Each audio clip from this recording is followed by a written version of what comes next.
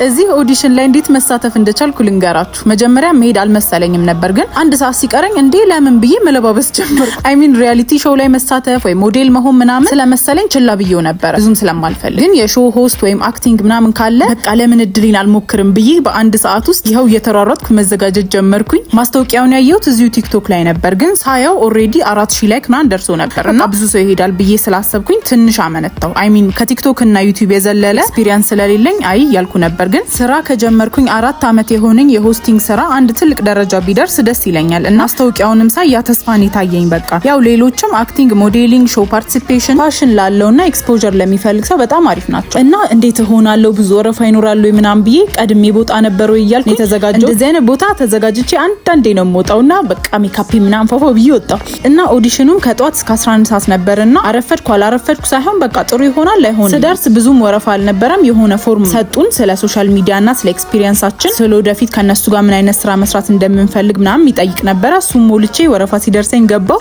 አይ ዋዝ ነርቨስ፣ ግን በቃ ከካሜራ ፊት ሲሆን ነገሮች ትንሽ ቀለሉኝና ራሴንም በደንብ ገለጽኩኝ። ሶ ምን እንደምፈልግ ምናምን ሆስት መሆን እንደምፈልግ ምናምን ነገርኳቸው። ሶ አይ ቲንክ አይ ዲድ ጉድ። ቀጣይ ደግሞ ተሳካም ስራ አገኘው አላገኘው እነግራቸዋለሁ።